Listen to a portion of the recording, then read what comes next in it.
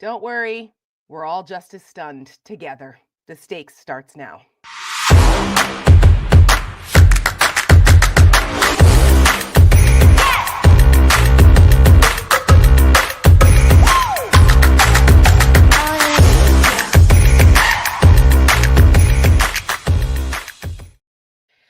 Welcome, everyone. I am Tara Setmayer. This is Michelle Kinney. We are the co-founders of the Seneca Project, and this is The Stakes. Ladies, listen, we're all shell-shocked. I feel like a walking zombie. I was up until 5 a.m. election night. A lot of tears were cried. It still hasn't completely sunken in that Donald Trump has been reelected president of the United States. Yeah, it's a lot. It's a lot. But I first want to say, before we get into the discussion, because tonight we're going to do a show where it's just us. We're just going to talk.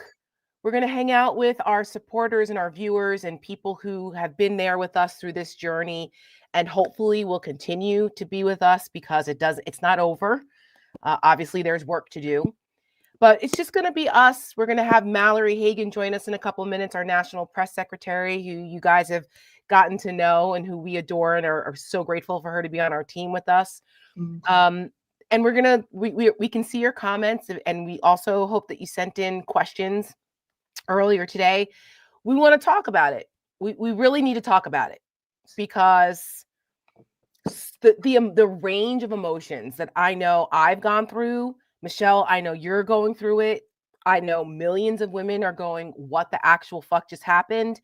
And it's not just women. I mean, there are men too, but for us in particular, because of what it means for women and our democracy, for Donald Trump to get reelected and to actually have power again. It's tough to reconcile. It really is. It's tough, but we're going to have a little group therapy session tonight. And we're in it together. I think that's kind of the vibe I have right now. Yeah. I mean, sorry. Now do I have to say something? I mean, first of all, it's been a little tougher. It's been a little tougher for Michelle. It's been hard for her, and I get it. It's hard for me too. It's just like, believe me, we feel it. Yeah. I mean, here's the thing. The reason I'm sitting here today with all of you is because Donald Trump won in 2016. That is quite literally why and how I got into politics. I'd always been interested in politics. I always followed it. All of my electives in college were in poli-sci. Like, it's always a part of my life, but not like this. And I took a picture of my face the night of the election last time. And it looked like a punching bag. And I said to myself, I'm going to do everything I can to make sure this doesn't happen again. And then I remember the next morning waking up, watching Chelsea Handler's show on Netflix. At the time I was like obsessed with watching her.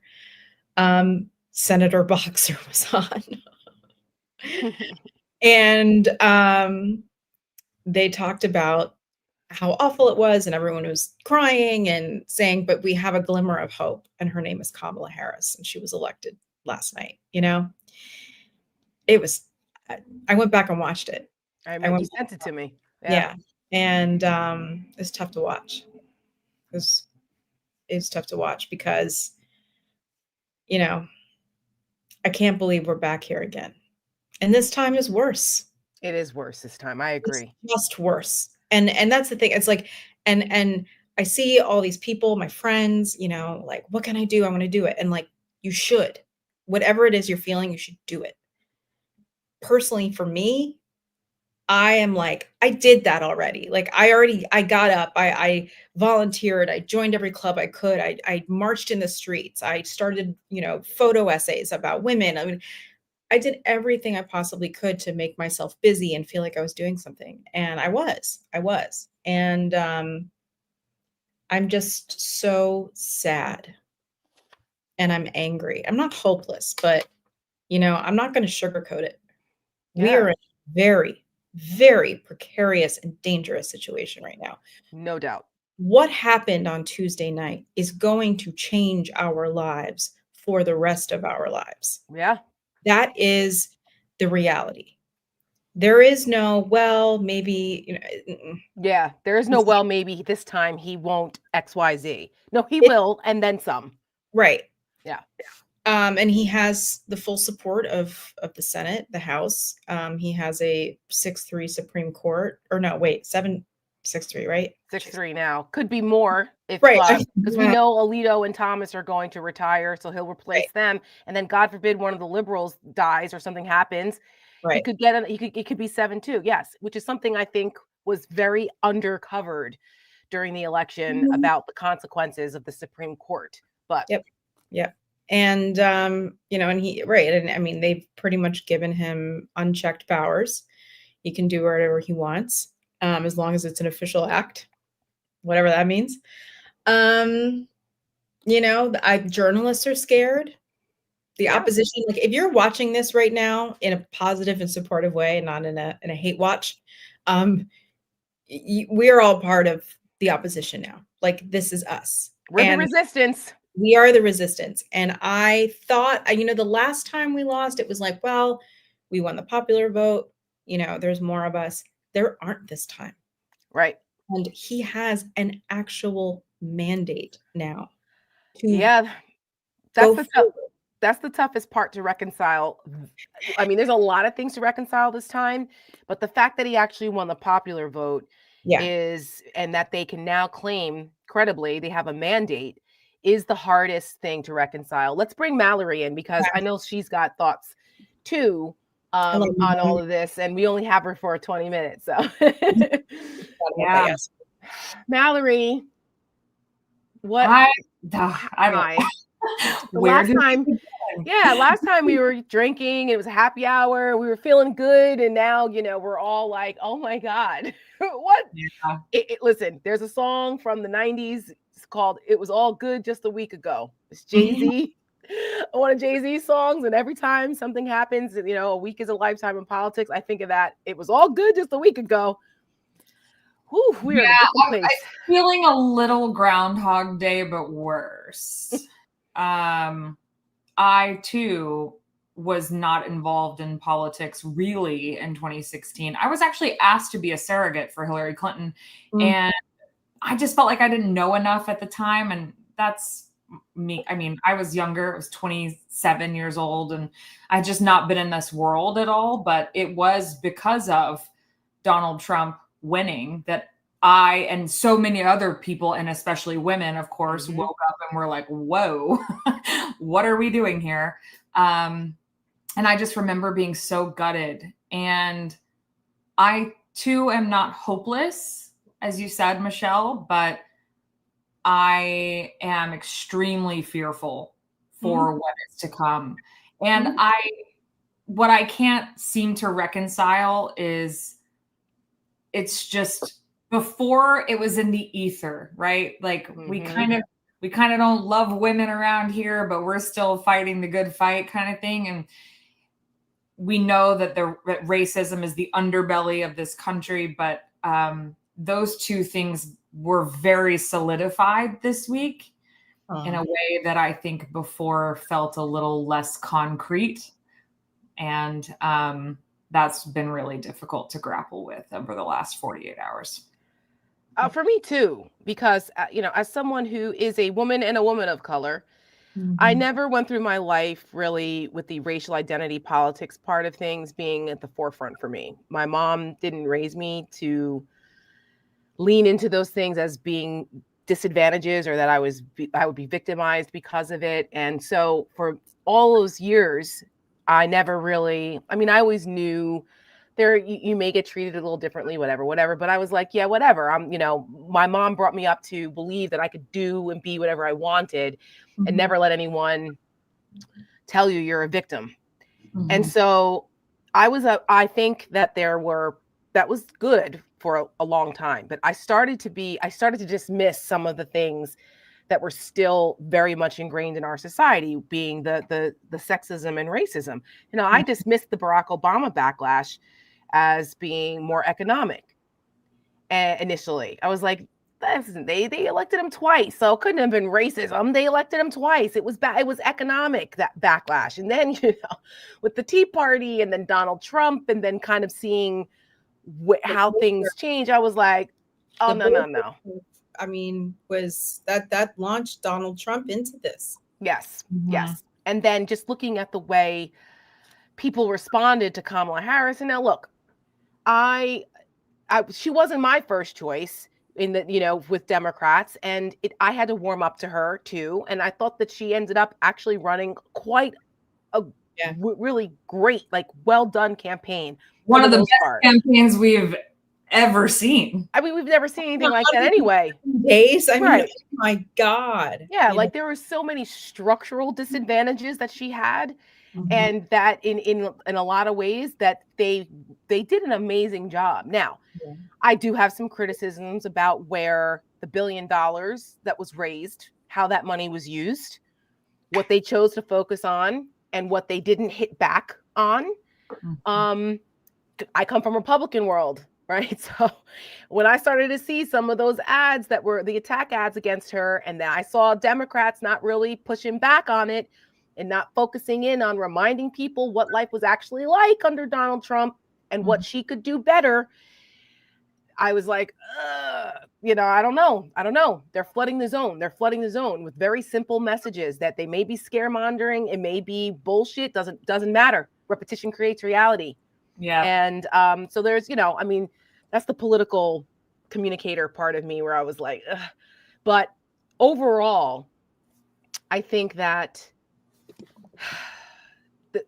a lot has been revealed about this country, and I thought that we were better than this, in that people wouldn't be so self-centered, that it was about, eggs are too expensive, so I'm going to vote for the fascist felon who's a sexual abuser and an insurrection inciter and corrupt criminal who is a horrible, indecent, malignant narcissist person, because groceries are still too high, but they don't know why. They're blaming the wrong people, but it doesn't matter. People, but let's be honest, how they feel. We would all have so much more respect for them if they just said what it is. It has nothing to do with the fucking groceries. Right. It has nothing to do with groceries. It has nothing to do with their wallets. Has nothing to do with the economy. If any of that was true, they would look at the numbers. They would look at the experts. They would look to history. Like, none of that is true. It has everything to do with the fact that many of them, women, don't believe that a woman, and more specifically a Black woman, is capable of leading this country. Or maybe it's not even about capability. It's about their desire to see her in that position of power. Know your place. Their proximity to whiteness matters more than anything else. And it's all on display. The last 36 hours on the internet have been gross. Yeah. Gross displays of rubbing people's noses and shit, and like MAGA, Trump, we won, you suck, nana boo boo kind of stuff. Wow. It is. That's bro culture. So of course. It has nothing to do with the eggs. Yeah. No, listen. Be for real. That's what people said, because they don't want to say that we're like, we're not doing that. It's the economy. I have so much more respect for the people I look around and see living in Alabama. If you just said, that's just, I don't want a Black woman. I would at least have the respect for you to be honest with yourself about the facts at hand. Yeah. The economy isn't it. Yeah. There was somebody posted something that said, like, it was like, they went down all the things about Donald Trump, but they're like, but at least he wasn't a Black woman. So it was like, oh my God. And here's the crazy. I don't want to believe that that's it, but now everyone's like, well, we voted. Can't we all just get along? Oh, yeah, fuck that. No, that's not happening. Sorry. Sorry. No. Yeah. Again, I already did this. Now you've unleashed my dragon. Like, I've spent 8 years trying to rise above and be nice and meet people where they are. And now I'm like, nah. You showed me who you are. I'm wearing my blue bracelets. If you're not wearing your blue bracelets, we got beef, baby. We're not doing it. Yeah, and I'm reading the comments. So if people see me looking around, that's why. And because I want to get a sense of where our people are. And it's a lot of people are agreeing with kind of where we are. And a couple people are saying, Mallory, you were spot on that. And Mallory lives in Alabama, so believe me, she gets it about that. Maureen Biddle just said, I'm concerned that this outcome is a result of just sexism and racism. I'm older. I've seen absurd single issue homilies preaching and false piety guiding voters in an organized way. Yeah, there's that. Amy Laurel Hagee said, the Nick Fuentes comment, your body, my choice. That was infuriating. Michelle, I know you said that sent you. For people who are not aware of that, Nick Fuentes, we have shown him in our Seneca Project videos as examples of these people who are horrible women haters and racists that are white. They're white supremacists and they hang out with Donald Trump. This guy actually was invited to dinner or lunch at Mar-a-Lago. He's a Holocaust denier. Terrible, terrible human being. He's young. He's the head of this group called the Groypers, and they're those crazies that march in with the masks and khaki pants, and they're just yes. And you may have seen like news stories of them marching in Nashville and like in Charlottesville. The Jews are not replace us people. So anyway, he went on this both sides, Tara. Right, good people on both sides. That's right. He went on this rant bragging, to Mallory's point, about how wonderful this all is. Like, he was shocked that Trump won, which was interesting. But then he was going on and on about how dumb women are and how the glass ceiling is never going to break. And that and then our stupid faces are going to just smash up against that glass and it's never breaking. And then he said, yeah, it's your body, but my choice. He goes, and you're never, ever going to make a choice about your body ever again. Your body, my choice. And he's like yelling it. Mm-hmm. Listen, this little dipshit, let me tell you, it sent me because, first of all, I want to slap him in his incel face. Yeah, no shit. Hard. Second of all, because these people exist on the internet, okay? The internet is accessible to anyone who has a Wi-Fi signal, okay? Mm-hmm. The algorithm sends us things that it thinks that we want to see. What are young men going to be sent? They're going to be sent Nick Fuentes saying that. Yes. I read some tweets today by mothers saying that their daughters were in tears today because a bunch of little boys at school were saying this. What age group? I mean, but what do we expect? Donald Trump says grab him by the pussy, and then everybody goes to school saying those things. We only feed that fire, and now here we are 8 years, 10 years later, and we've still got this cancer is growing. Yeah. It's getting worse. That's why I quit the Republican Party. Good luck with anyone's body after that's all over the internet. Have fun. Yeah, no kidding. Like, and the 4B movement now. Have a good time. Right. Well, therein lies like no one's ever going to sleep with you, but that's not their point. Their point is we're going to make you. And I know that we know this, and I that's what upsets me. It's not even, it's what the language leads to. Yeah. When you normalize certain things like rape and violence against women. I mean, that's the other thing is like, I think some of our male counterparts don't understand. Like, they know that we have to look over our shoulders and cover our drinks. And, we have a different lived experience. I think they know that. The other part I don't think that they realize is that when we get threats, it's threats of sexual violence. Right.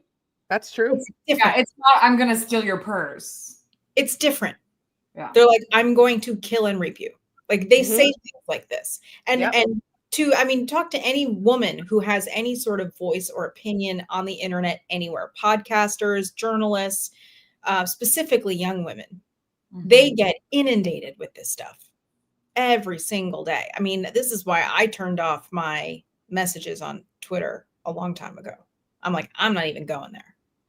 I'm not going to give people the satisfaction. And therein lies the other part of this, is they're waiting for us to be outraged, to yell at them. And we should be outraged. But there is a part of me that is just sitting back and drinking my tea. And I'm like, all right. you won this one, but you guys don't know what's coming to you. Mm-hmm. It's true. They Well, don't. For what it's worth, for the Knicks of the world's not much. But the women in their life. Mm-hmm. Yeah. Well, yes, but also the residual effects of what Donald Trump is going to do, unraveling a lot of the institutions and just wreaking absolute chaos on our government. Mm-hmm. That will have residual effects on everyone. Yeah. These jerk offs also, they have no idea.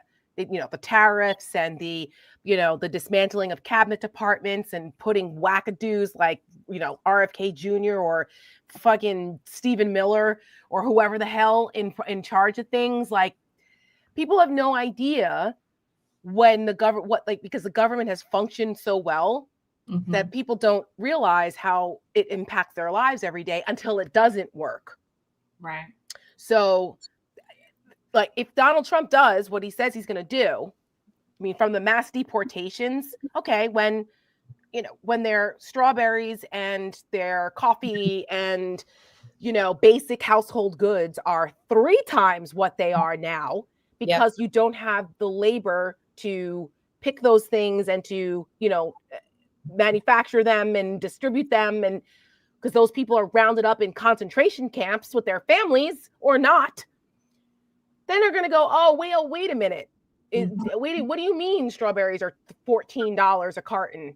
Oh, I mean, it's just, they have no idea what they've done. That's what I tweeted on Tuesday night. I just said, America, what have you done? You have no idea what you've done.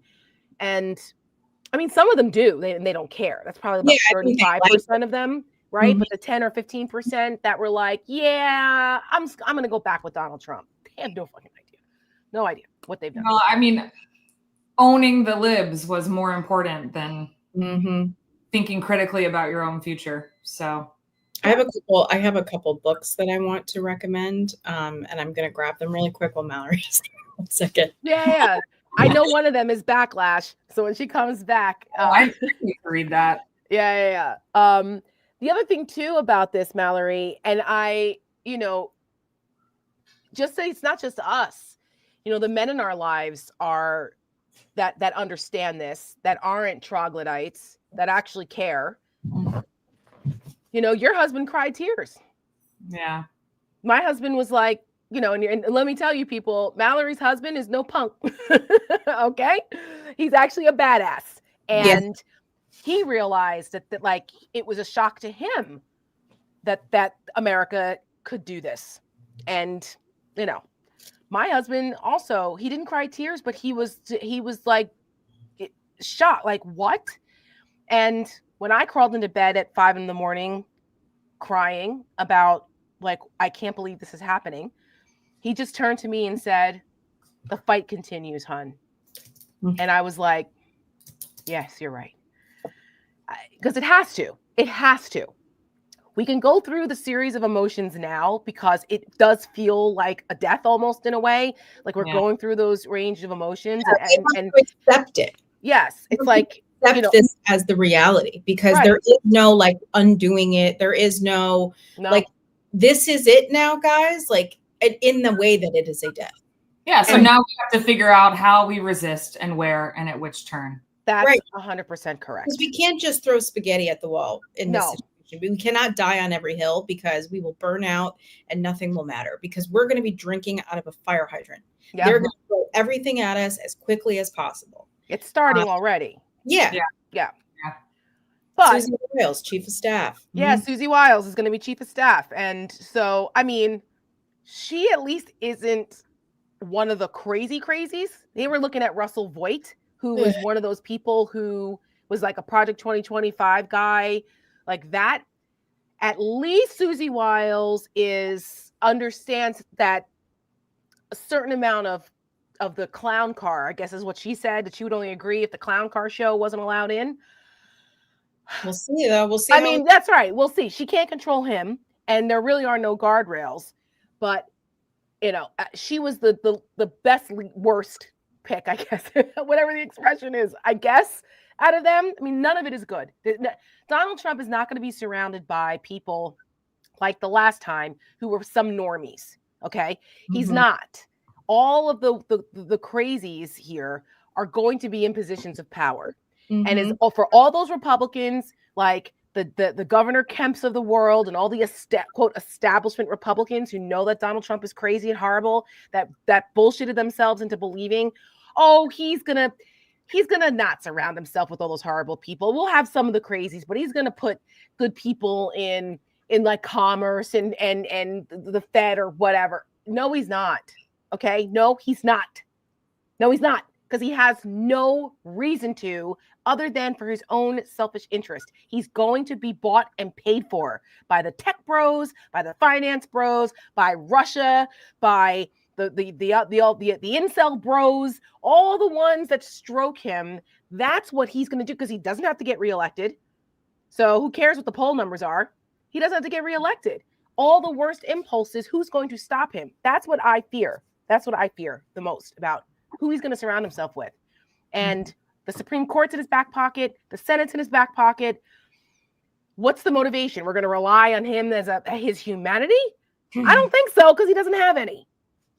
He's a sick and twisted individual, and we know this. And he's now the most powerful man in the world. With the richest man in the world, who's also a wackadoo, controlling the strings on lots of things, from crypto to Twitter, space, Starlink. Don't even get me started about foreign policy and what's going to happen with NATO and Europe and Ukraine. That's what made my husband start to tear up the other night. Is Ukraine? He was like, yeah. He goes, I cannot. I have to hop. I'll see you soon. Thanks for having me. Thank you, Mal, for joining us. Yeah, Ukraine. I mean, I last year I had the privilege of meeting the mayor of Ukraine and thank him for his courage and what they were doing. And who? The mayor of Ukraine. I mean, the mayor of Kiev. The mayor. Oh, I was like, I didn't know. Yeah, of Kiev. The former boxer guy. I do remember. I remember that. Yeah. His name is escaping me right now, but yeah. And but people don't think about this. They don't think about these things. Well, these people, I mean, a lot of them, I mean, I wrote something, Zelensky had tweeted something, and it just, everyone has to play the game now of flattery with Donald Trump. And it's just, it's painful to watch already. Yes. It's 36, 48 hours. It's just like crazy. So he had tweeted, Klitschko. Yes. Thank you, Kristen McCall. Klitschko. Oh yeah. He had tweeted something like, thank you, President Trump, and congratulations. I mean, and I responded, I'm so sorry that you have to write this, let alone do this. It's so awful. I said, our country has failed you, and I'm so sorry. Yeah. Yep. And the amount, I know, mind you, Twitter is a cesspool. It's a cesspool. But I mean, the amount of comments were like, "Oh, really? Then you hand over your paycheck for this, and you go fight." Like, it was all very like, they're such morons, you know, idiots. The money that we're sending to Ukraine is not at the expense of anything that's happening here. Like, we have the money to do this. It's not an either or, and so it's just it's. But this is the lie that they've sold them. I know. And the other part that has been very hard for me personally has been the fact that, as everybody knows who watches us, last Thursday, I was in Charlottesville interviewing two of the January 6th officers who testified in front of Congress, Officer Aquilino Ganell and Officer Daniel Hodges. And Daniel Hodges was the officer who was getting crushed, like that really awful, horrible video we saw of him screaming, getting crushed. And then Officer Ganell was one of the officers. Daniel Hodges testified too, but he was also one of the officers who testified. It was the four of them, pretty much. Those two plus Harry Dunn and Michael Fanone. And Ganell testified about how he was so full of chemical spray and from the fights that the what he was going through in the halls there in the tunnel, that when he finally got a chance to go home, that his wife wanted to hug him and he was like, you can't, you can't go near me. And because he didn't want her to get the chemicals on him. And he was so injured that he was forced to retire. He had to have multiple surgeries, and he served in our military. He comes from the Dominican Republic and came to this country, served in the military, then became a Capitol Police officer, and he was Harry Dunn's supervisor, actually. And they, he actually felt bad. The documentary, it's now on PBS, so you can watch it. It's called Democracy Defenders. I'd like to watch that. Yeah, it's hard to watch for those of us who, actually care. And it was really hard. I had a lump in my throat the whole time. And I was like, I don't know how I'm going to interview these guys after this, because and imagine what it's like for them having to relive it. Yeah. And just listening to them talk. And what I learned in the documentary, which I didn't know before, was that he actually has guilt about leaving, because he actually had to go to the bathroom at one point. Like, he couldn't hold it anymore and he had to go to the bathroom. And he was in the same area as Michael Fanone. Oh my God. And so Officer Fanone, he's the tattooed guy that, very outspoken. He's basically like, fuck all of you. And I love this guy because he doesn't hold anything back. But he was, and it was basically shunned by the DC Metro Police for being so outspoken about what happened, which is just infuriating also. He was forced retired too. He's not very old. No, he's not. He's in his 40s. Like he's like my age. He's like 40 something years old. And he's got 4 kids. And like, it's horrible what happened to him as well. But Officer Grinnell was saying how, like, that was when he went to go to the bathroom, that was around the area and time where Fanone was attacked. And, he ended up getting tased so many times. He had a heart attack and the whole thing. He survived. But like, so he actually has guilt that he wasn't there. But he may not have made a difference, but like, this is what these guys deal with, the PTSD. And he said that it was worse than war. And he was in Iraq. Right. So to think that these guys and what they went through, and the 140 other officers who were injured that didn't speak out, but thank God they had their brothers in blue who did. There's no justice for that. There's going to be no justice for that. Not only is there no justice for this, the motherfuckers who beat them with the American flagpoles and back the blue flagpoles in the name of patriotism. I know. Some sick, twisted idea of patriotism. These sons of bitches are going to be pardoned by Donald Trump. They're called the patriots, not the men and women who swore an oath, who put their bodies in between these bastards and our capital to actually protect democracy. They're the bad guys. This is, it just can't, it enrages me. It enrages me. How do they justify this? And every person who voted for Donald Trump, this is on them. You're okay with this? You're okay with this. Don't ever stand up on 4th of July and put your hand on your heart and salute the flag and talk about your patriots when you fucking voted for a traitor who sent those people to the Capitol to wipe feces and shit all over our Capitol steps and the walls of those hallowed buildings and claim you're a patriot. Fuck you. That's what I have to say to them. I'm sorry. And it's infuriating to me. Because of what? Because of the economy? Bullshit, to Mallory's point. No way. It's just not. And it's like, it's heartbreaking. It is. My heart is broken. Right. That's what I mean,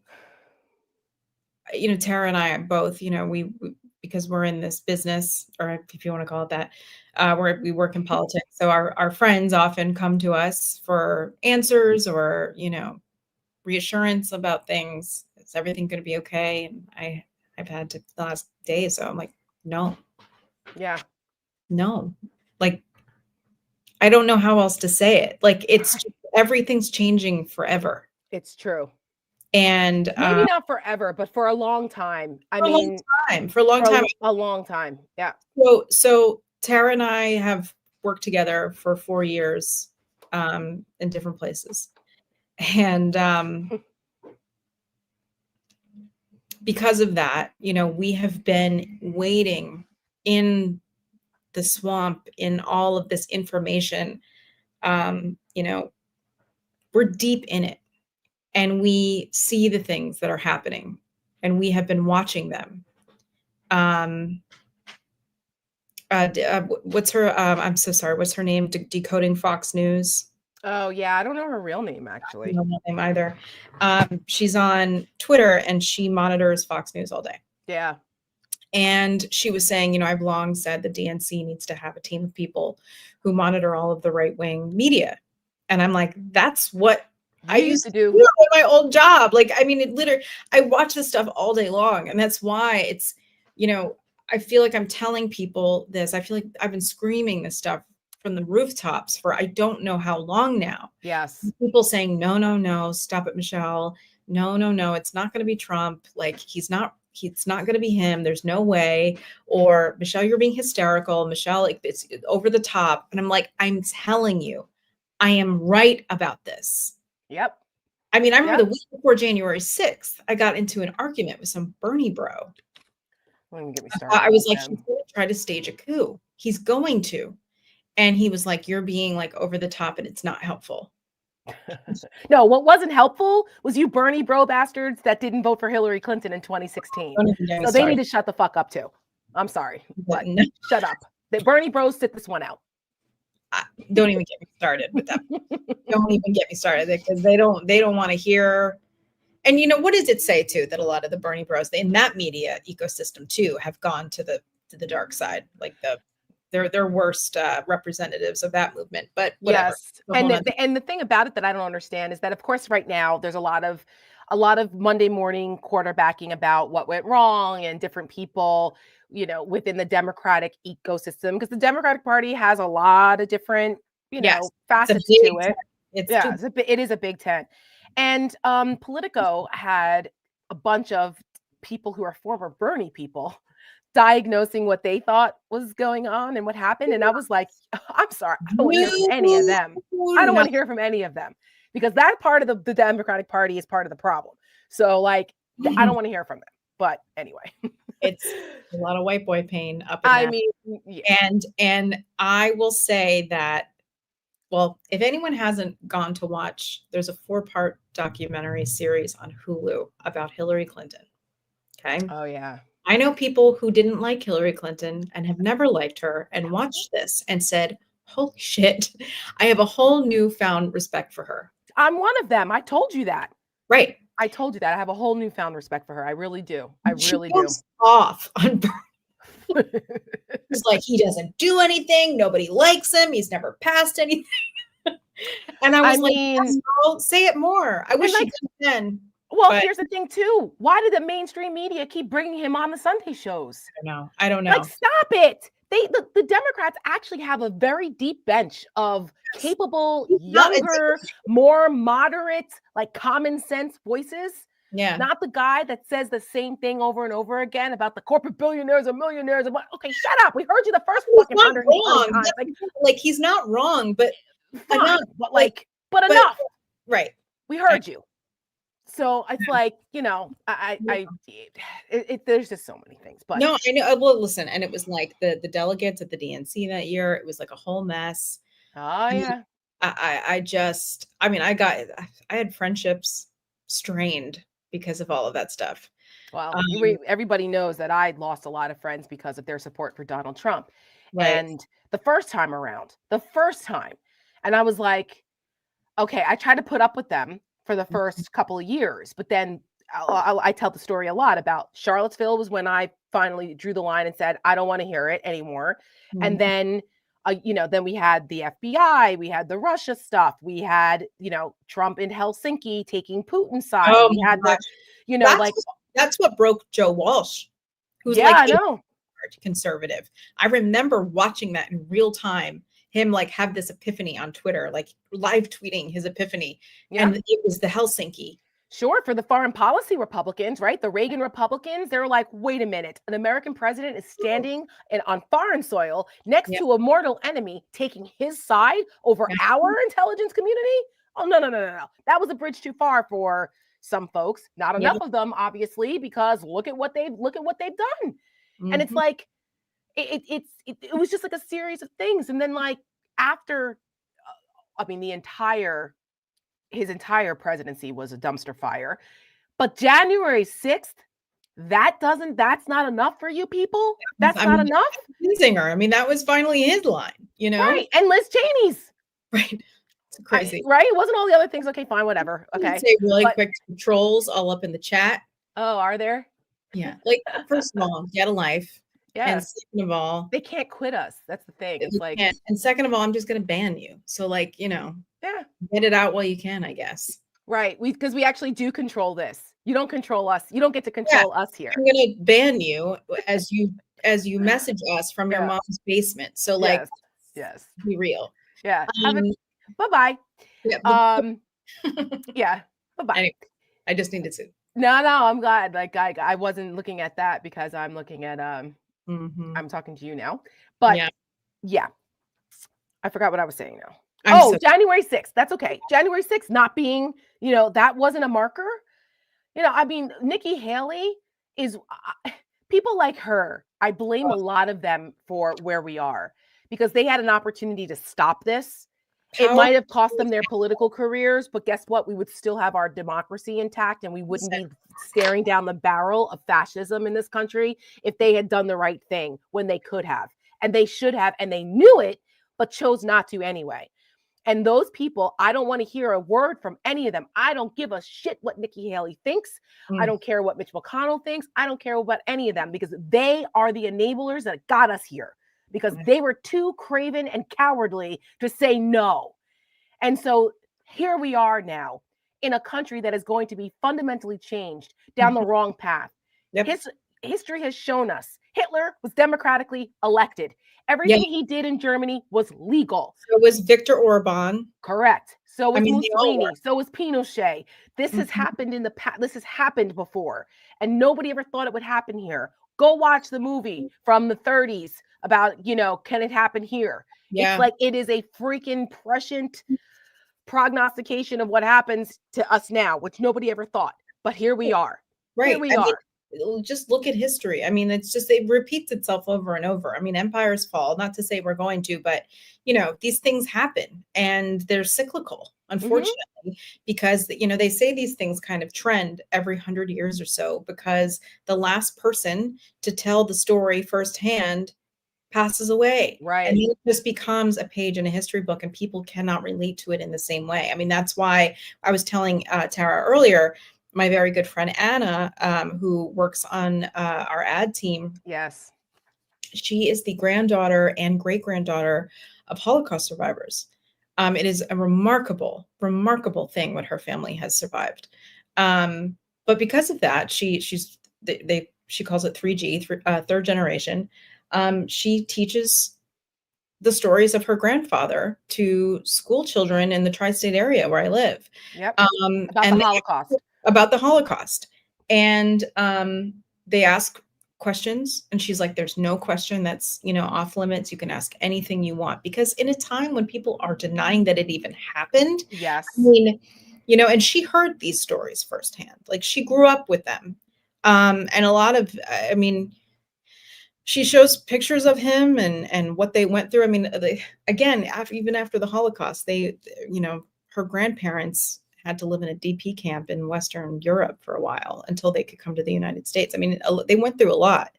And, you know, it's unbelievable. It is unbelievable. To think that we're going to see camps in the United States for this mass deportation. If Trump really goes through with this, which I think it's going to be the first thing he does because he can't wait.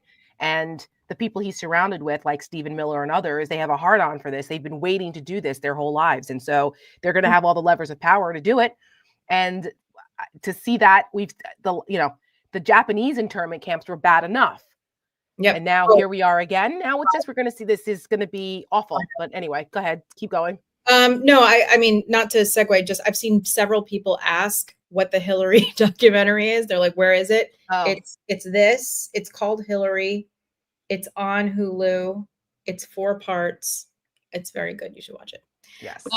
But just, I didn't mean to segue to that, but no, do it while I was thinking of it. But back to the Holocaust, the lessons we should have learned from that. I've watched countless documentaries, countless, because it's just I'm fascinated in in a human way. Like I'm trying to wrap my head around how it happened, how Right. it got there, and Yes. especially after everything we have been through, even just in the last 10, 15 years. And so I remember watching an interview with one Holocaust survivor who said, we're often asked, like, why didn't you leave? Why didn't you leave? And they're like, well, because they kept moving the goalpost just a little bit, little bit, little bit. Mhm. And it was, the next thing, they said something crazy, they did something crazy, whatever. But it wasn't, they didn't come storming into their homes until they did. Right. And That's then right. happened, And that's what Ann Applebaum and Mhm. Timothy Snyder and the guys who wrote the guys from Harvard, my brain, Steve Levitsky and those guys and his partner, they wrote that book Mhm. about like how democracies fall. And Yes. it doesn't happen like this.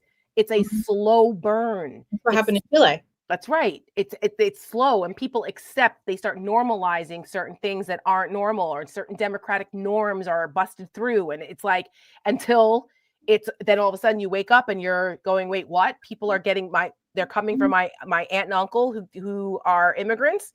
Like, Yeah. that's what happens, to your point. They don't bust the doors down with the Gestapo right away. And we're in that. They condition people to be okay with it. They condition, and this is another reason why Donald Trump's comments about Haitian immigrants, like they're eating the dogs or eating the cats, as ridiculous as it was, and it pissed me off that everybody turned it into a song. I'm sorry, I hated it. I know. It's like not a joke. It's not funny. It's not funny. Because It's not a meme. People's real lives. Exactly. These are people who escaped hardship, serious hardship, and came to this legally. Like a lot of our families did many years ago. Yep. So they're here trying to build a life and family for themselves, and they're being dehumanized. And when people start to look at another group of people as others and not as humans, yes, makes it easier to kill them and torture them or be cruel to them. Bad on it. That's right. And this is where Angel Justice. Yes. Timothy Snyder. That was the first. That's on Tyranny. Yes. And somebody else asked me the name of the other book. The Stephen Levitsky book is called How Democracies Die. I was right about that. Yeah. Yeah. And so this is the On Tyranny, and we've talked about this before, but it's very short. It's an easy read. But it's like a guide, right? I mean, and to the point that a lot of people are making right now, Chris Hayes was talking about it last night, is this: do not obey in advance. Yep. And we talked about that last week. Yep. And therein lies where some of the control we're going to have. They're going to do what they're going to do, but they're going to have to go through us first. That's right. That's exactly right. We have an obligation to the country to make it harder for them. That's right. To spend resources and energy and time fighting us. That's correct. That's what the resistance is built for, right? Yes. Resist. And any of the negative connotations that used to come from that, that's out the window, because we cannot. I know I'm not. I know Mallory isn't. I know you're not, Michelle. I know the people who have supported Seneca Project, the people who are with us right now.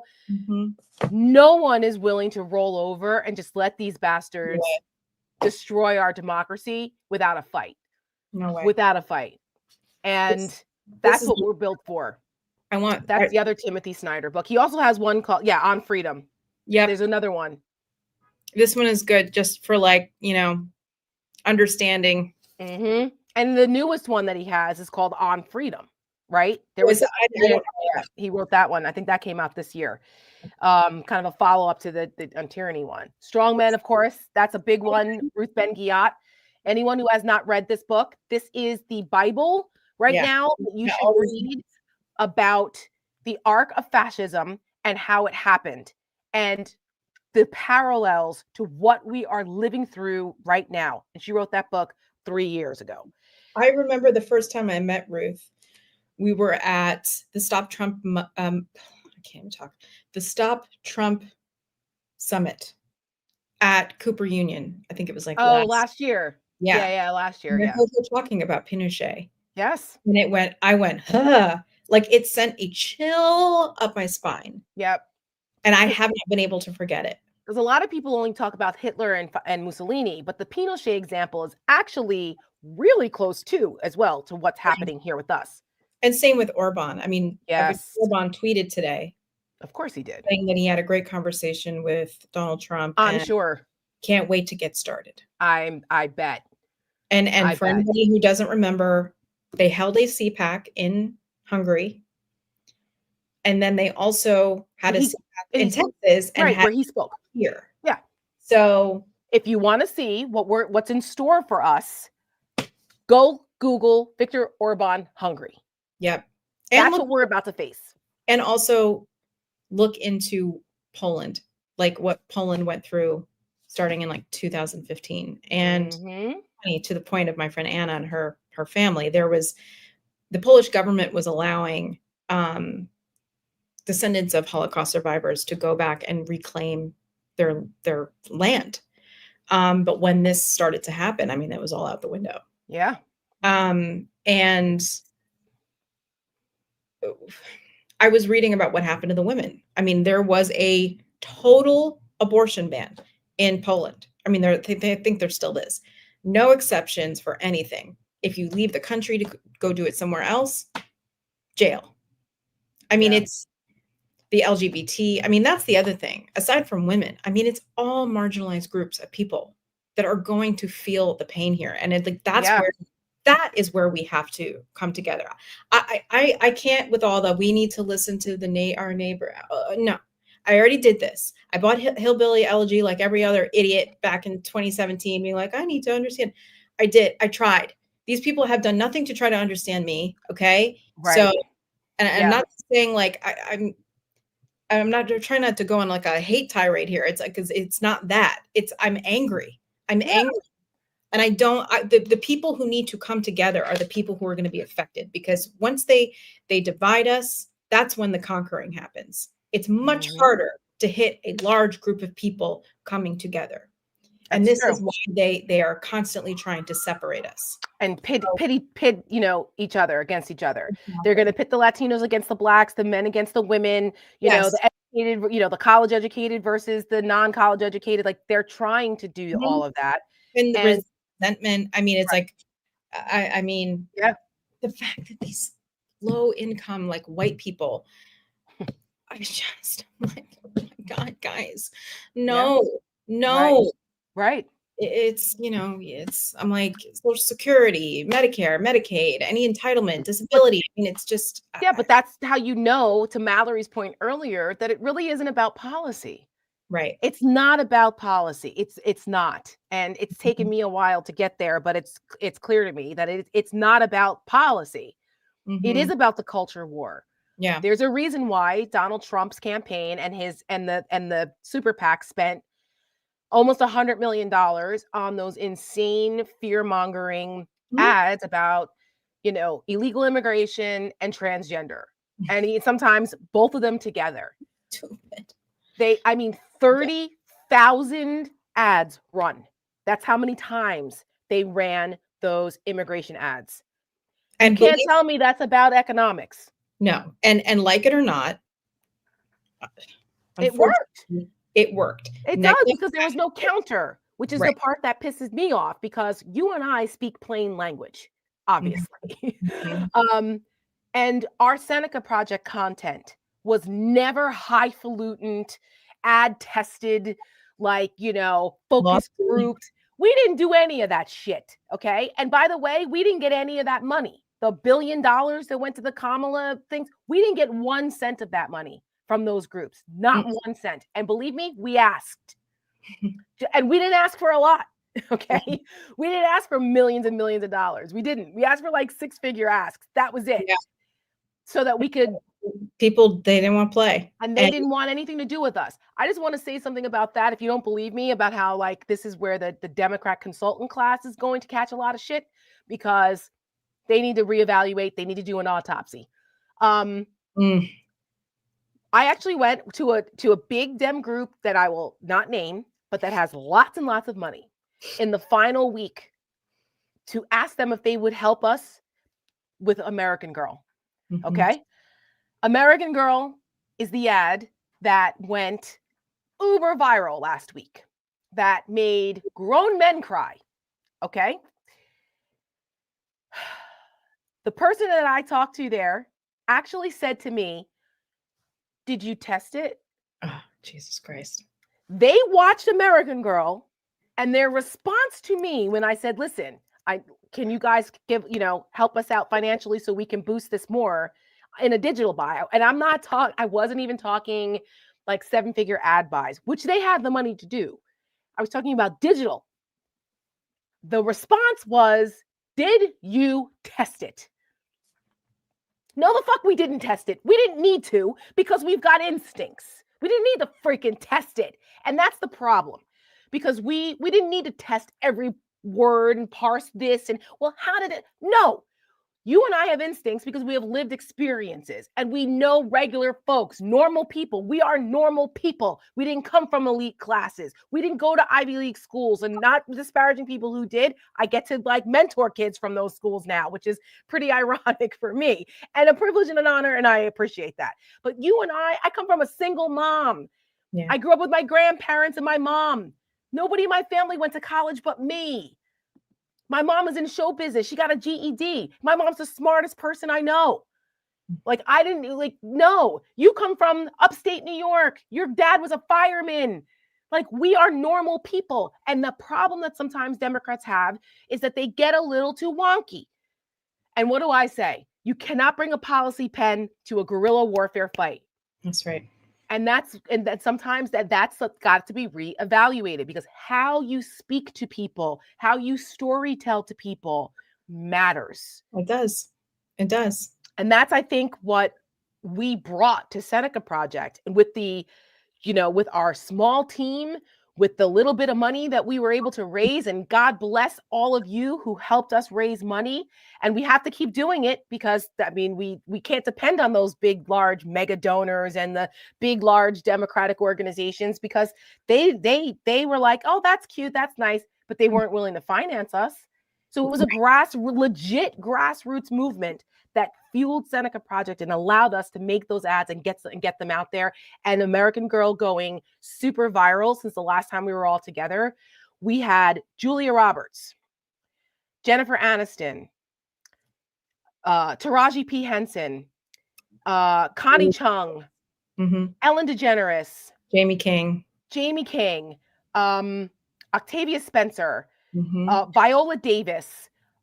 I mean, Steven Spielberg and his people called us, sent us an email and told us that they spent half the day sending out our ad to Hollywood. So we were like, "I'm sorry, what?" We found this out on Saturday. And Oprah Winfrey saw our ad. Okay. This is a real story, guys. This happened last weekend organically.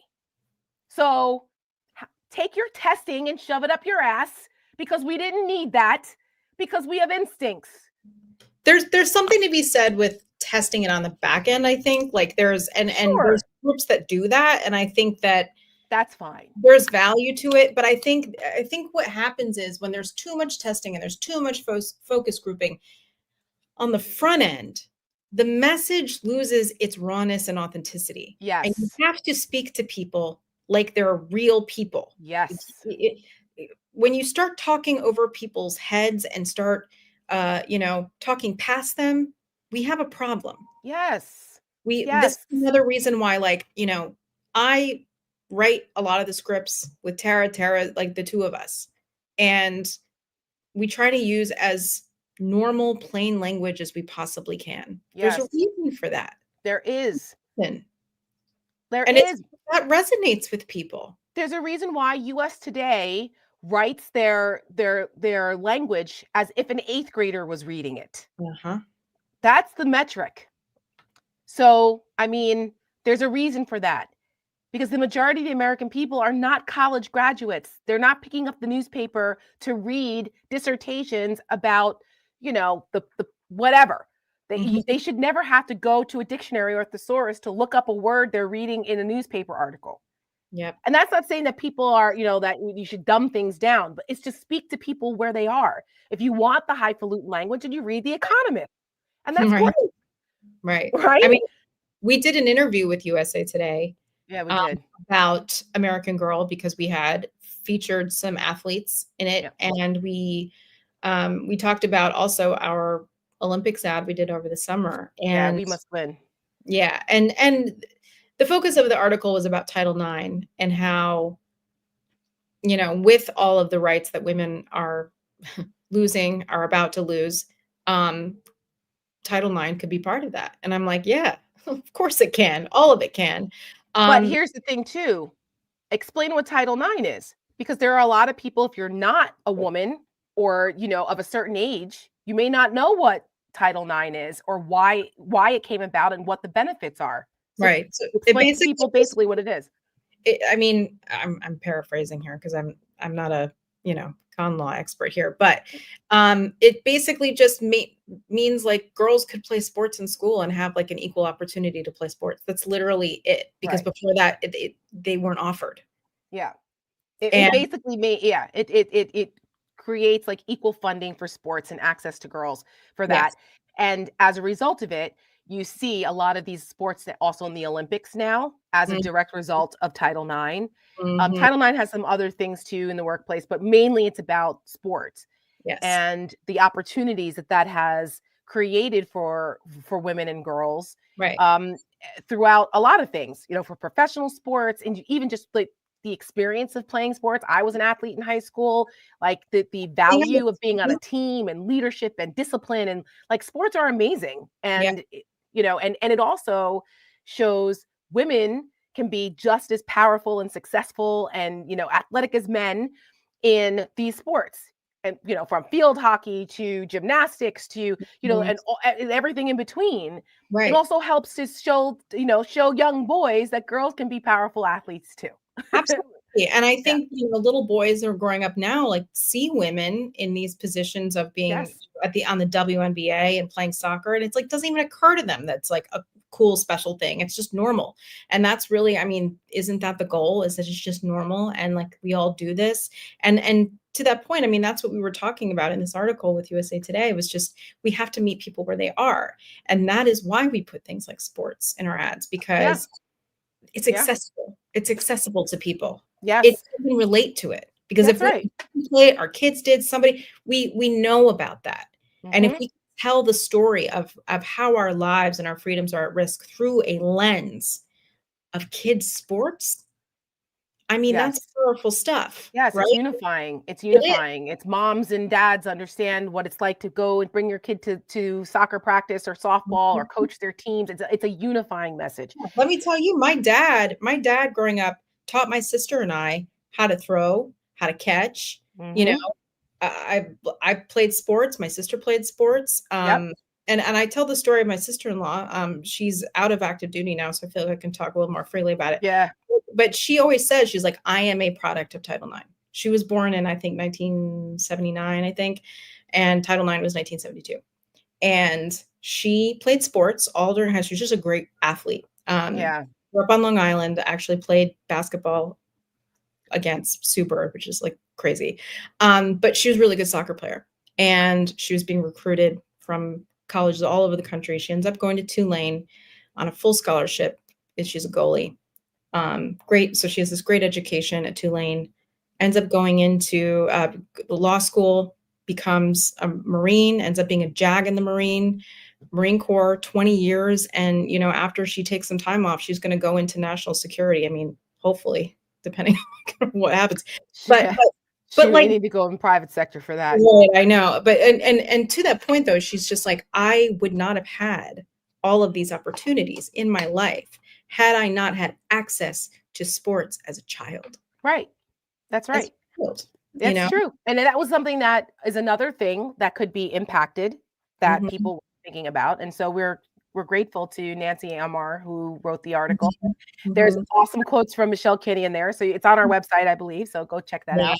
I want to answer some questions because I see people are asking some questions. Well, also, just one more book while I'm here, while you're looking for a question. Yeah. This is a new book by Gareth Gore.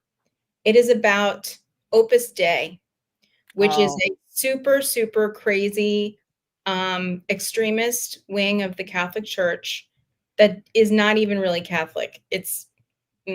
But it's Leonard Leo, right? I'm saying his name right. It's not Leo Leonard. It's Leonard Leo, right? Yeah, Leonard Leo. Who has funded all of the right-wing extremism, specifically the Catholics and stuff, on the Supreme Court. This has been a long play. And this is all kind of the conspiracy and the dark money in the politics, all the billions of dollars that have been funded into all of these organizations that has made what we're living through right now possible. And a lot of it starts here. So another book that I recommend. Anyways, keep going. Yes. Okay. So I see a couple people here, and the Opus Dei stuff is crazy, by the way. Like, you know, you don't realize how interwoven that is into where we are now especially with the Supreme Court stuff. But anyway, so J-Mac, I'm going to respond to you because I will take a point of personal privilege. Passaic County, New Jersey. What the fuck happened in Passaic County? So for some of the results, like people were looking at these blue areas where Donald Trump actually made gains. That was part of what contributed to his wins across the battleground states that nobody saw coming. And then in places like New Jersey, which is not a battleground state, where it's overwhelmingly Democratic. Joe Biden won by like 2 million votes there. It was a blowout in 2020, but it was only 5 points this time around. And in large Hispanic population counties like Passaic County, that's Paterson, New Jersey, that's Passaic, New Jersey, or Union County, New Jersey, Union City over there, Hudson County, New Jersey, large Hispanic populations went for Donald Trump. And people are like, what is happening? And I mean, for us, we weren't paying attention to this time around because we were focused on women, but the Hispanic male vote that did go turn out for Trump was something that a lot of us missed. Yeah. And it was like, wait a minute. Now, white women also, majority of white women did vote for Donald Trump again. Worst. The majority, women overall voted for Kamala Harris, but 53% again of white women voted for Donald Trump. That's overall. I haven't seen what the breakdown is in the swing states yet. Because we're still parsing numbers. Yesterday, I couldn't really deal with anything because I just couldn't. I just needed a day. And my mom and I went out for margaritas, and I had like 3 margaritas and a double shot of Patron yesterday. And so I just needed to. But as I'm going through the numbers now, yeah, it was a lot. So anyway, but like Passaic County, here there are certain, it's like I always say, cognitive dissonance is a hell of a drug. Because any people who are ethnic minorities in this country voting for Donald Trump, who thinks that their life is going to be better under him, they're sadly mistaken. And but Hispanic men like voted plus 31 for Hillary. It was plus 20 something for Biden, and then it went to Trump. Why? I'm not an expert on the Latino vote, which is also, I don't want to say it's a monolith. It's kind of like the black vote or women vote. It's not a monolith. There's different pockets or different things. The Cubans vote differently than Puerto Ricans, vote differently than Mexican Americans. Like there's different cultural things within the Latino community. Yeah. I mean, but one thing I will say that I know from growing up in North Jersey and being around, that there is a certain machismo in that community that I think may have contributed to this, and them feeling some of the economics of this in like South Texas, in the Rio Grande area. We saw a movement there in 2020 because those men down there work in the oil fields, they're law enforcement. The economy there was being decimated by certain policies and Donald Trump's economic message appealed to them more. And also the illegal immigration problem. Listen, it's a problem. I worked on this on Capitol Hill for many years. Border security and illegal immigration is a problem, and it has been for 30 years. And so instead of fixing the problem, the Republicans and Trump purposely didn't try to work to fix it because they knew that this was an animating issue and it freaking worked for them. Yeah. So, like places like New Jersey and other blue places where Donald Trump actually made gains, the Democrats missed it. They missed the mark on the messaging on that. And that should be part of the autopsy. Now, from what we hear, there isn't going to be like a full autopsy the way Republicans did it in 2012, which is insane to me. But I don't pretend to know how Democratic world works on that. Well, listen, Tara, I think that those are your people, Michelle. Don't even get me started. I think we don't have a huge platform here. It's big enough. It's bigger than it was when we started, so that's a good thing. It's going in the right direction. But I'm saying this is where I want to just start being like, where is it? Autopsy, where is it? Like, make a plan. Don't tell me, oh well, this group's going to do it. I don't give a shit. DNC needs to do something. Do something. There needs to be some uniting, anything. Do something. Yes. Take some of that leftover money that they have and put it into an autopsy. They're going to have a DNC, they have to vote on DNC chair. Yeah. And that will be probably one of the first things because somebody has to direct this. And I just hope that they have enough self-reflection to do that. I mean, there's going to be a lot of finger pointing and people are going to have opinions about things. But this way, if you do the autopsy, you have something for people to look at. And that was a comprehensive thing. It's kind of like the McKinsey of political reports. Like, bring them in and do it so that there can be some metric. Right. I mean, who's to say? I mean, can you measure instinct or feelings and data? I don't know, but at least look at it. At least look at it. Yes. It's select it and then look at it. It's no different than going in and finding out how did the plane crash? Exactly. What went wrong with the, over here? Why did somebody die? That's why you do an autopsy. You go in and you look and you find out. You may not get it 100% right, but you get an idea. And that's what we need. A couple other things here that I want to address that people are asking in the comments. There was one that I wanted to address. Yeah. Oh, go ahead. From Susan, please mention the elderly citizens' Social Security as sole income and only Medicare, healthcare, and housing vulnerability under Trump, especially if they have no family to help in those respects. Listen, this is another thing that Social Security and Medicare have been these bargaining chips, specifically for the Republicans, scaring people with this for a long time. And I think about people like my parents who've worked their whole lives, have paid into Social Security their whole lives, and are now facing, you're going to take it from me now? You've got to be kidding me. So, a lot of older people, older boomers voted, I would say, right? There was a majority that voted for Kamala Harris. I hopefully. Yeah. Especially 65 and over women, by the way. That's where she actually did gain. And I'm sure there's a bunch of reasons for that we all can assume. But I think this is another big one. And this is another one where the boomers, I see these older people lined up at these Trump rallies. And I'm like, guys, I know that you need this stuff. And what are you doing? I bet they don't know. No, because they don't. And that's something else that a lot of people in the comments were mentioning was, it was someone, Mrs. Buddha asked, should the Democrats be investing more in the podcasts and social influencers and stuff like that? And the short answer to that is yes, because that's what, Van Jones, again, who gets on my nerves, but I love him anyway. I love Van, we get along, but he gets on my nerves. But he said something else tonight that was true. He was saying that while, the Democrats need to rethink their tactics because it's a new day now. We often say you got to play the game you're in. And he's right about that. While Democrats are out there on the ground knocking doors, the meaning of direct voter contact now is a little bit different. Oh, yeah. It's not necessarily the knocking of doors or doing lit drops.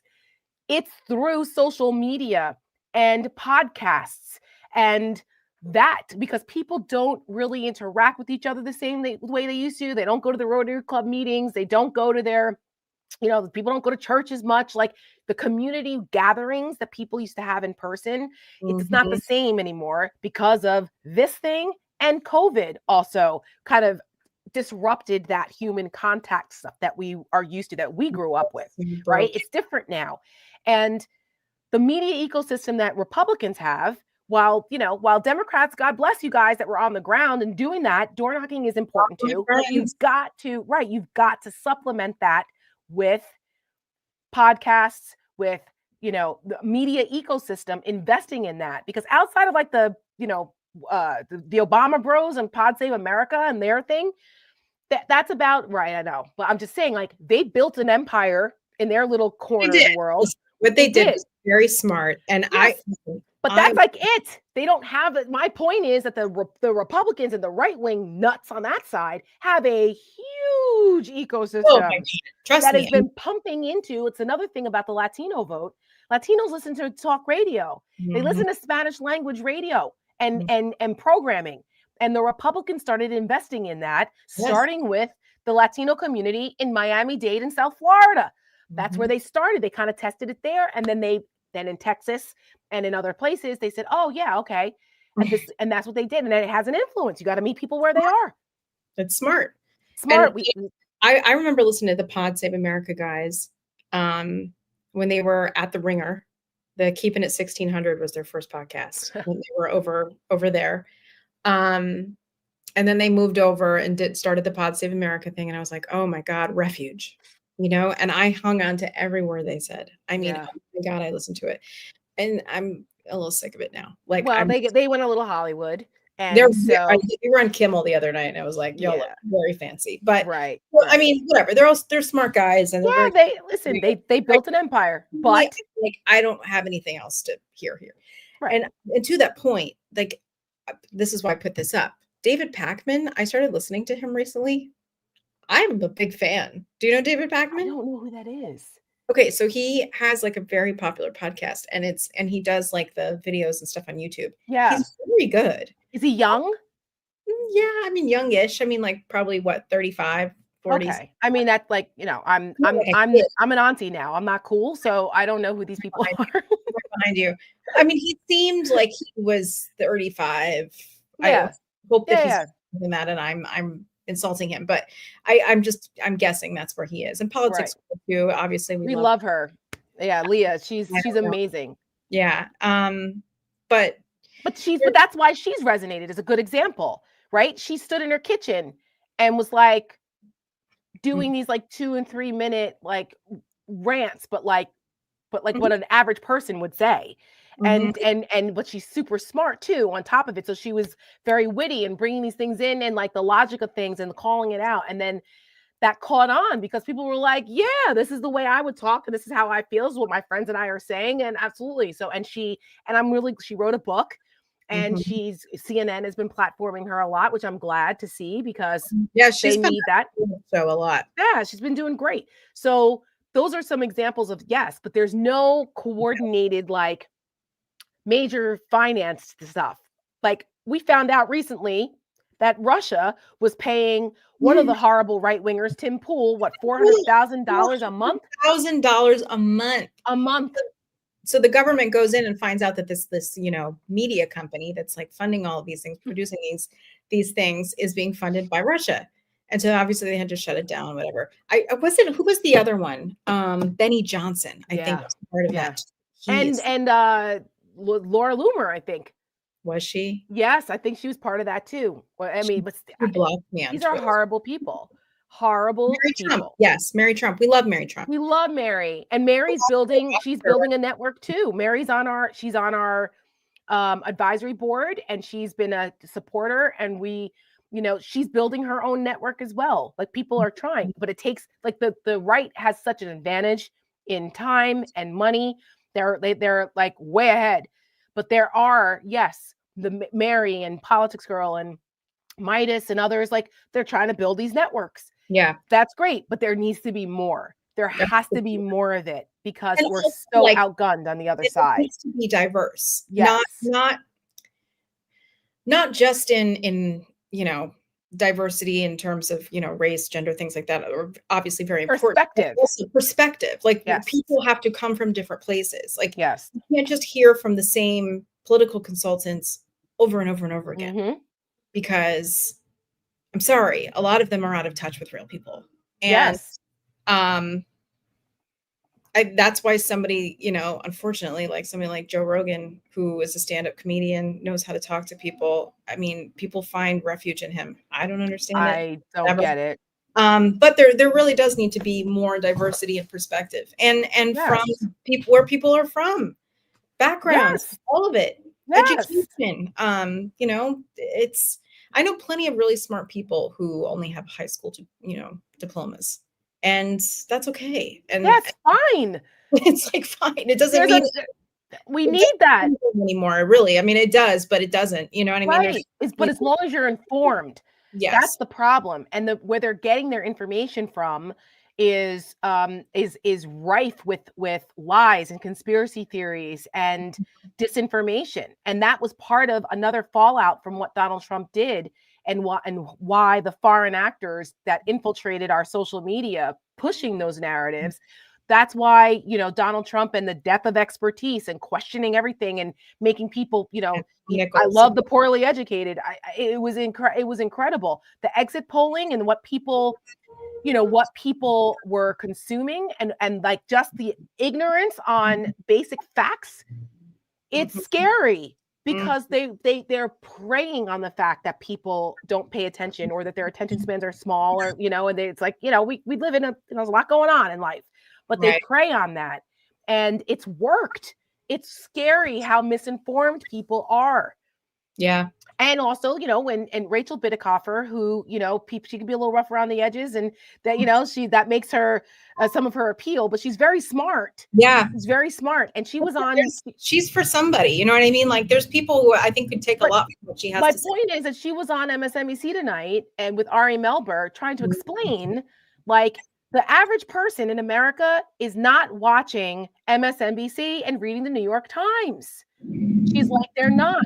That's why I think even ad placement at that point doesn't even work anymore. No, that's why digital works, right? Yep. Digital works, and some of the cable, we know what regular folks we're highly engaged. Most people are not. They just aren't, and that's a judgment against them. People have lives, but you have to meet them where they are and speak their language. Exactly. And she was trying to say that. She's like, listen, you can't assume everybody knows what's going on. The average person doesn't know who their governor is. Mm-hmm. like Jimmy Kimmel released a man on the street thing where the next day, did you see this for yesterday about the election? And people are like, I'm going to vote today. Stay in line. Good luck, Kamala Harris. The fucking election was yesterday. Jesus Christ. So, I mean, at least those people didn't vote, but there are lots of people. There are lots of people. The point is that, what are we doing? We got to account for this. And speaking of podcasts, I just want to say, I am obsessed with these women from the I've Had It podcast. Oh, yes. I'm obsessed with them. We've been trying to get on. If anybody knows them, yes, please tell them we love them and we want to meet them. Yes. And we would love to come on their podcast. Oh my God. We'd get along swimmingly. I will be scrolling and come across their little snippet videos, and I'll be having a shitty ass day, and I will see them complain about some gender reveal party. Honestly. Yes, and how over it they are about it, It kills. I mean, it's just they're always reading my mind, and I appreciate them in all the ways. But yes, they're another one. They're in Oklahoma City, yeah? Mm-hmm. It's two Southern women. Do you know what I mean? It's just you don't expect it. But they come from a different part of the country. They have different perspective. Yes, they agree with us, but from a different, angle. Yes. And that's important. It is. And the more that we can boost that and create that and spread the word, this is the way we, as the resistance, these are some of the things that we need to do. Yeah. And it's like, I love that. Yes, Jessica, we like that. She's one of my best friends from college. Thanks, Jess, for tuning in. She was the maid of honor at my wedding, actually. And my God, I love it. She actually, she's my ride or die from the OG political times. We went to Barack Obama's inauguration together, and we've been through it all of it. So she's been texting me, and I haven't really been very good at answering her. I haven't answered really anyone because I've been taking some time to myself. But yeah, I know. Don't worry. We will answer you guys. We need a minute or two to get ourselves together. Yeah. And we need to recharge also. Mhm. I think it's for like where we are now, because I know that there are a lot of people who are like, what do we do? What happens? Where do we go from here? Look, what's so important now is that we remain informed. Truth is our armor. It's our sword. We have to make sure that we are spreading truth and getting facts out there and speaking to each other. Like, you know what I mean? Because that matters. A lot of people get their information secondhand. Well, So it's important that we are armed with information. and information that makes us uncomfortable. Yes. That's the part. Is like I feel like we all, and yes, we need a community. Community is very important, right? We're stronger together.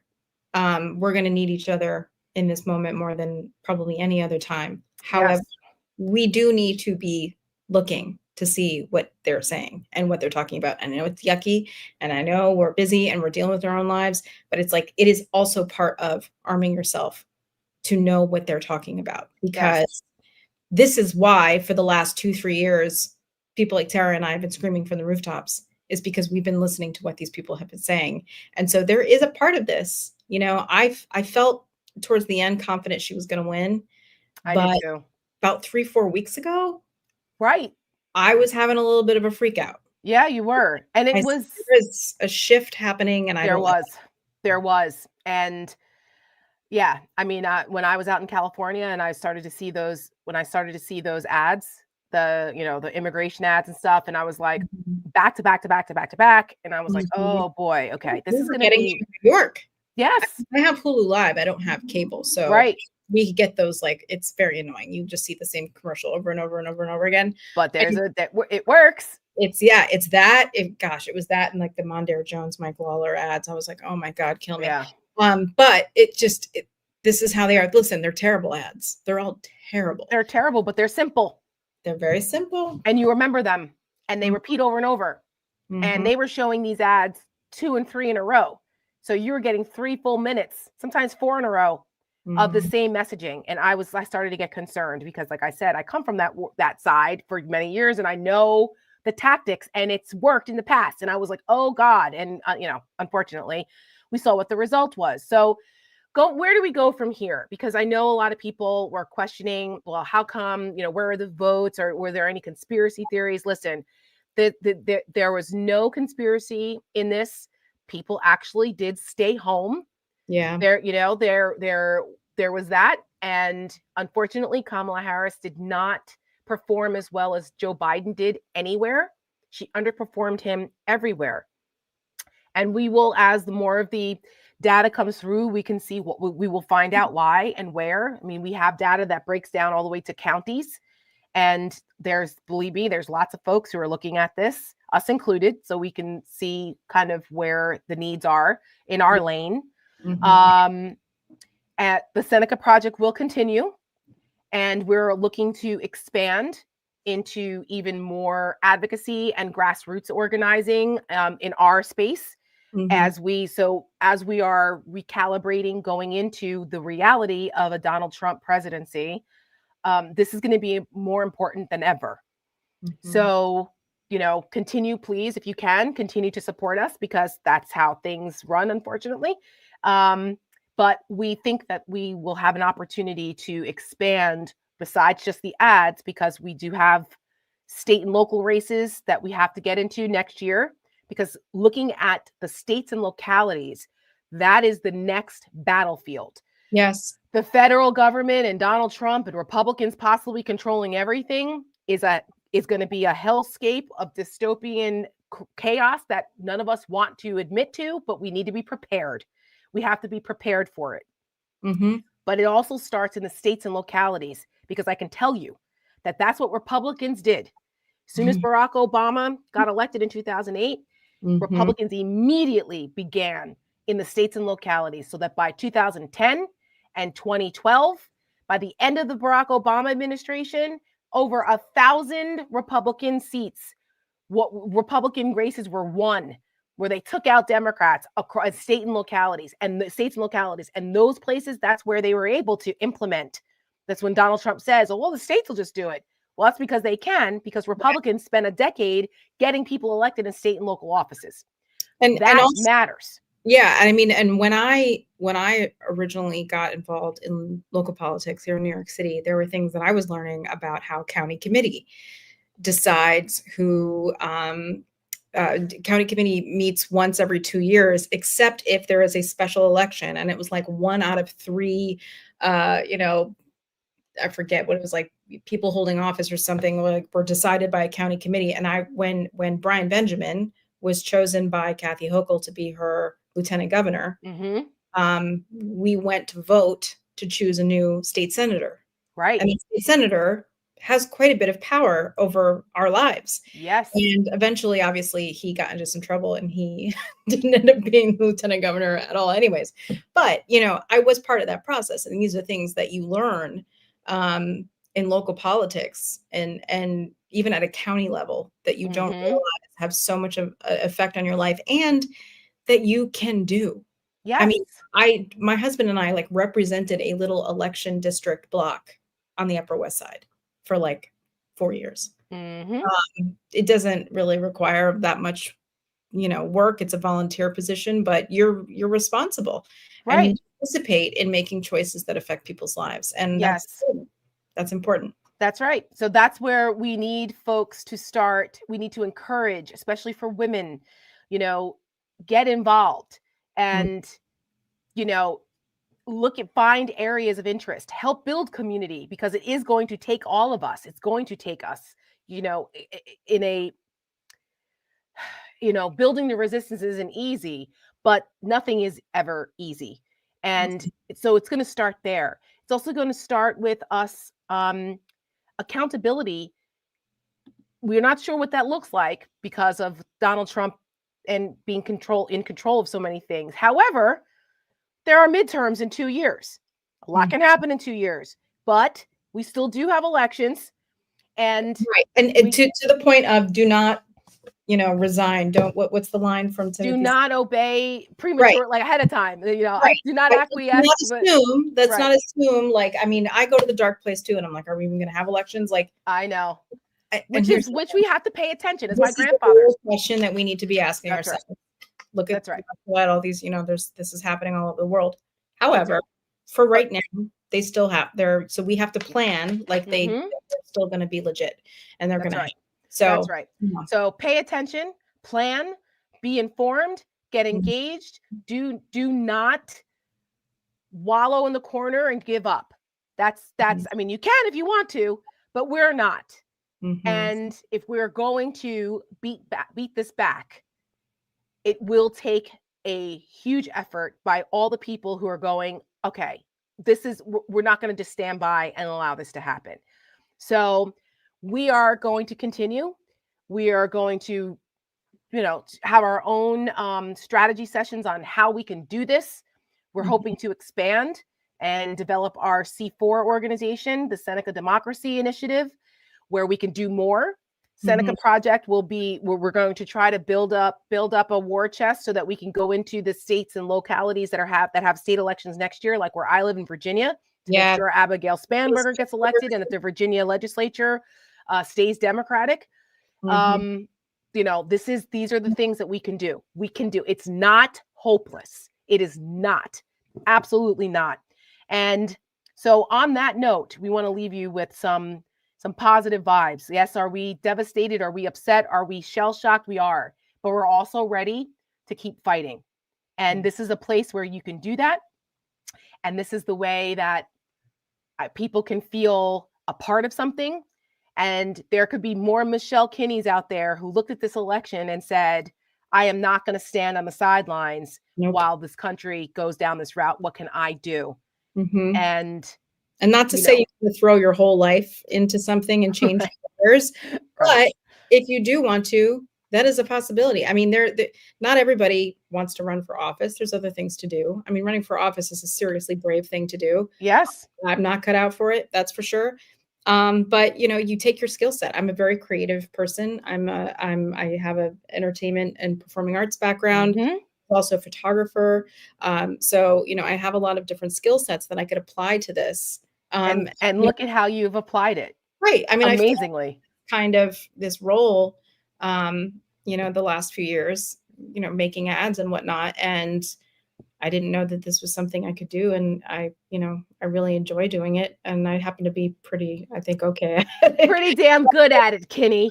But yes. Like, there is a place for everyone. There is a place There for is. everyone in this fight. And you just have to find what you're comfortable doing. And also, I just see Candace said, I want Michelle's hat. Funny enough. So I remember Bill Maher's first show back after Hillary lost. And he did with that thing, whatever he does at the end. And then he threw this hat on and he said, we're still here. And he started selling these. I think they were like on the HBO website or something. And I was like, I wore this to the first protest I went to during the Trump administration. It was the Muslim ban protest in Lower Manhattan. I have a picture of myself with this hat on. So my husband, he's like, you should take that hat out. You should wear that. Good call. Good call. Yeah. Yes, we're still here and we're not going anywhere. And as long as we still have the freedom to do what we're doing, we will be here, and we will be here to encourage other people, to inform them, to give you guys a space and a lifeline to what's happening. You may not always agree with us, but we're coming from a good and honest place, and we will never bullshit you. That's something that you'll never get here, ever. Very lying to people. Ever. No. So I will leave you with a quote from Alice Paul, which we tweeted out yesterday, that we may have to fight a battle more than once to win it. And anyone who knows Alice Paul and the fight that the suffragists went through to get the right to vote knows what a fierce warrior Alice Paul was and what they went through. Beaten, jailed, force-fed. I mean, these were tough broads. And I have a shirt from the show Suffs that says Great American Bitch on it, because that's what they were called, bitches and everything else back then. And they embraced it. And they said, that's right. And they kept fighting and they kept marching. And that's what we're doing in 2024 and into 2025 and beyond. This is our version of that. So we want to thank everyone that's been there with us. That's my quote. Yeah, there you go. That's right. Read it for those who are listening. Oh, right. I forget that we do this as a podcast too. We are the granddaughters of the witches they could not burn. That's right. Absolutely. So we're probably next week, we're going to take next week off because of A, we need a break, but B, I will be up in Erie, Pennsylvania, speaking at the Jefferson Society about a post-mortem election panel on this. I did not realize I couldn't fly directly into Erie. I have to fly to Buffalo and then drive to Erie. But I might try to go see the Niagara Falls if I have some extra time. Buffalo, when you go to Buffalo, okay, first of all, you got to go to Anchor Bar and you have to get the buffalo wings, the OGs. And yes, you can get the beef on weck, which is like fine, but it's a Buffalo thing. It's a fun, listen, Buffalo's cool. I mean, and you're going before it snows, hopefully. So yes, I checked the weather. So yes, there will be no like lake effect snow, and I'll get snowed in up there. I mean, if my hubby was coming with me, that wouldn't be so bad, but I'm not. I'm going by myself. So, so I will be out there next week, but we'll, we're still here. Follow and like and subscribe. We're still around, but we're going to take a breather and reassess and get back on the field. So thank you to everyone. We will see you in a couple weeks, and keep marching. And we'll be marching with you arm in arm. Yes, we will. Yes, we shall. We'll see you soon.